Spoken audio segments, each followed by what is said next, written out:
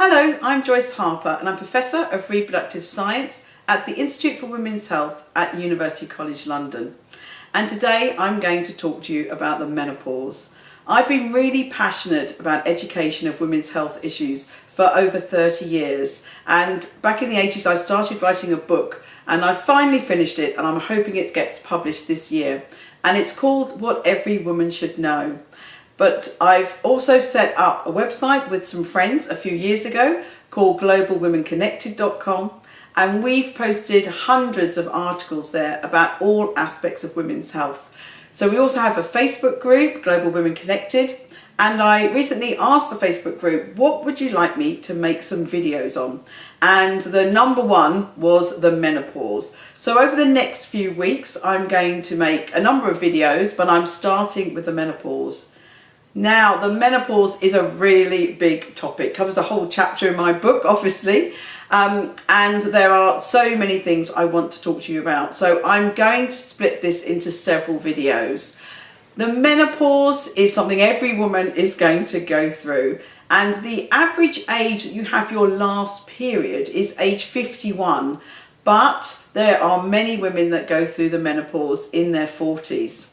And the majority of women are going to experience some menopausal symptoms. And these include mood changes, changes in our periods, hot flushes, and long-term changes such as osteoporosis. So over the next few weeks, I'm going to talk about all of these, but I thought I'd start today talking about mood swings. Now, all of these symptoms can actually happen more than 10 years before you actually have your last period. So for many women, these can happen in their late 30s and early 40s. And I have many women say to me, no, I'm not going through the menopause, I'm too young. Some have even told me they've been to their GP about these symptoms, who have said, oh no, you're too young to be having menopausal symptoms. Well, that's the first take-home message. You can have menopausal symptoms certainly in your 30s and definitely in your 40s.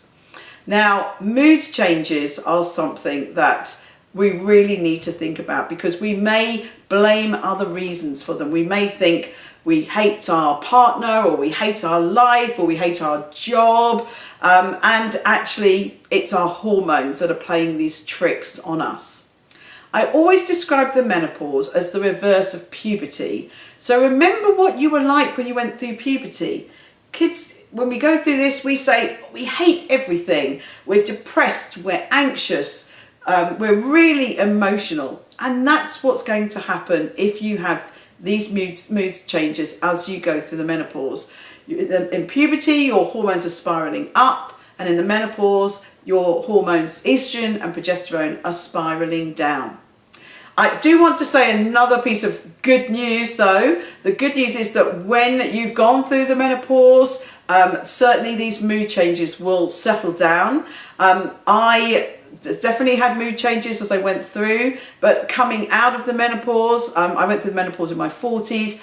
Now I'm in my late 50s. I feel absolutely fantastic. I really felt that a cloud had lifted from my head. I had premenstrual syndrome, PMS, during my reproductive years, and getting rid of that cycling of hormones making us feel normal, then crazy, that up and down all the time, and having that all stop was absolutely wonderful. And I can safely say that mentally I feel the best that I've ever felt, and I was so glad when my cycle stopped. So that's the good news about the menopause. But this stage where you get these symptoms is called the perimenopause. So when we have these mood swings, there are certain lifestyle changes that we can certainly try and reduce these symptoms. Now, every woman is totally different. So some may just get a few mood swings or mood changes or irritability or depression, but some it may be really severe. So let's look at the lifestyle changes that we can do to try and help some of these symptoms. Obviously, we have to look after our health. So when you're on the plane and the air hostess gives you the safety demonstration and they say, if the oxygen mask falls down, put your own on first before you put on your children. This is what we've got to do with our health, but most of the time we don't. We're running around looking after everybody else, and we haven't paid the attention we need to for our health. And that's because it does take time. But we ideally need to spend time considering our nutrition, our exercise, our sleep, and our stress. And these are called the 4 pillars of our health. So let's take each of them individually. Now, nutrition. I'm sure you all know what we're supposed to do. We're supposed to eat our 5 a day. We're supposed to eat our healthy diet, really eliminate, hopefully, or really reduce processed food, and sugar for sure. Sugar does not help with mood changes. It will give us a buzz, but when we have a buzz, what goes up must come down, and then we can crash. Also alcohol. I'm sure you're aware that that glass of wine can make us feel really great, but it's a short-term great, and again, what goes up comes down. So even that one glass of wine you think may be helping your mood can backfire the other way, and certainly more than one is not going to be good for these mood changes and mood swings. Caffeine is another one. It's a stimulant. Anything like that is going to take us up, but will come crashing down. So it's a really important idea to reduce the amount of caffeine that we have. And the alcohol and the caffeine in our nutrition will also affect things like hot flushes, but we'll come on to that in the later videos. So our nutrition, we know what we've got to do. What about taking any supplements or help to make this easier for us? Well, if you go to Global Women, you'll see I've written quite a bit about supplements. I think we have to be very carefully. The thing about herbal supplements is that there's no regulations about how they're processed or concentrations. So the composition that you buy can really vary. But also the scientific studies are very variable, and in my view there's not conclusive evidence that some of these can really help your mood changes. So there is some data on some supplements, but not on all. And as I said, you have to be careful of the preparation. Vitamin B6 has been suggested, and also magnesium, but I think you need to be very careful again on some vitamins and minerals. You can certainly do more harm than good if you take too much of them. So my advice, if you feel you might be deficient in something, is visit your GP and get tested for that before you start adding it into your diet. And they'll give you advice about any supplements that you should take. Okay, let's move on to exercise.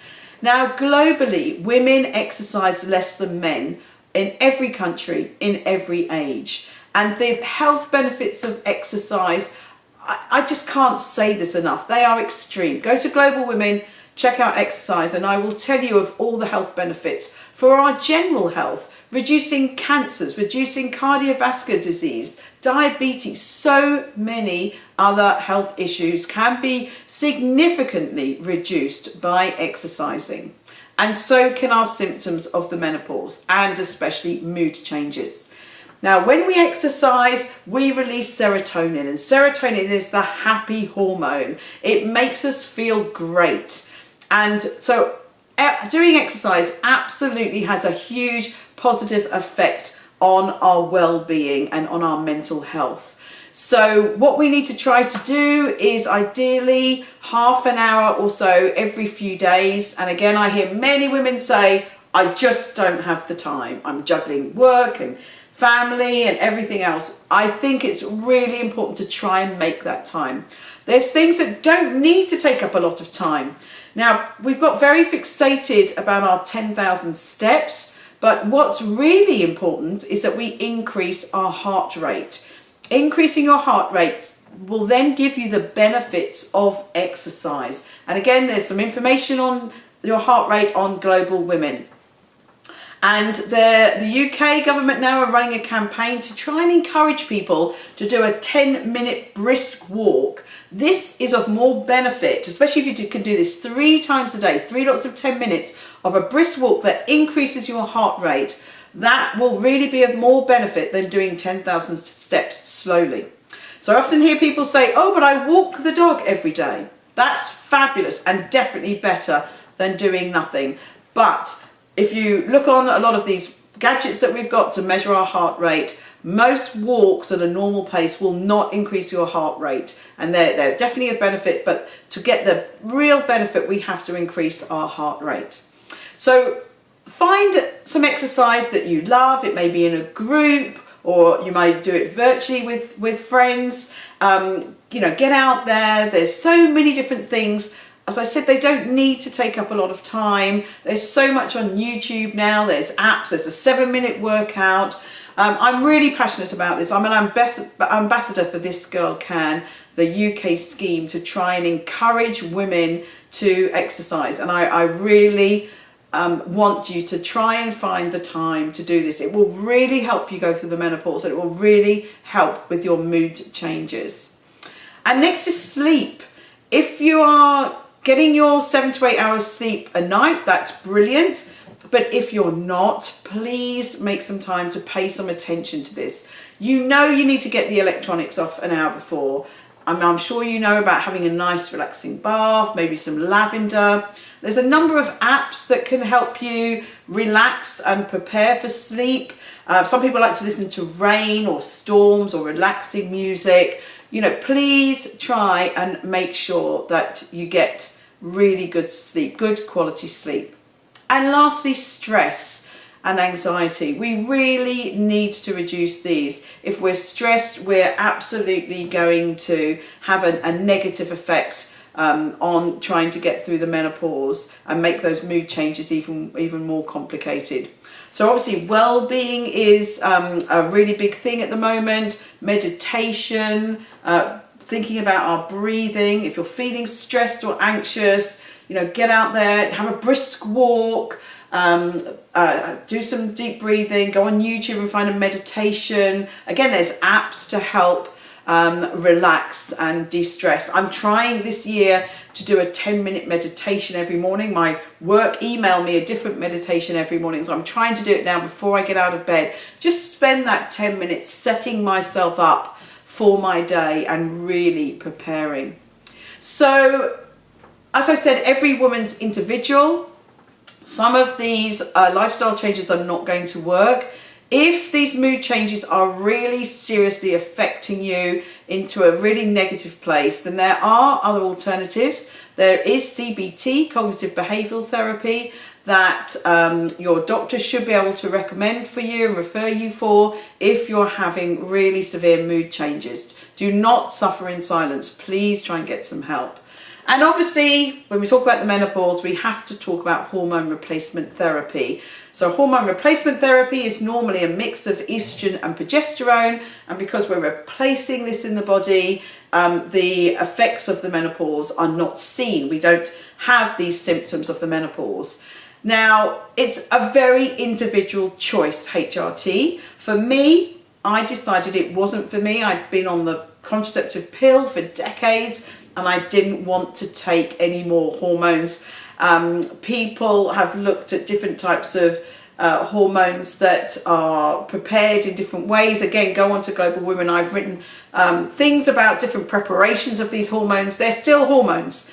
But I do know women that absolutely swear by HRT. Says that it absolutely changed their life. I know women that call it their happy pill. So it's very individual. I wouldn't totally dispel it, but for me, as I said, I didn't want to take it. But if you're suffering and it's really having an effect on your life, then please get help from your health professional and just try it. Try any of these suggestions to try and improve your transition through this stage. And alternative therapies and herbal remedies, I've already talked about herbal remedies, but alternative therapies such as reflexology and massage, certainly they can help relax you and reduce your stress. So, as I said, try anything. It's such an individual journey to go through the menopause. So I really hope that you found that useful. Remember, this is going to be the message from every talk of the menopause. When you've gone through it, your life will just be fabulous. I know so many women who are saying, wow, life seriously begins at 50, and many women are telling me they're having the most productive, happy, wonderful life that they've had for years, and it's time to regain back your individuality and your life for sure. So if you've got any questions about anything I've said, please either add it on the YouTube comments or go to Global Women Connected Facebook group and add questions and comments there. So next week I'm going to talk about the changes in your menstrual cycle as you go through the menopause, and I really hope that this will be an easy transition for you, and that when you've gone through it you'll hit the best stage of your life ever.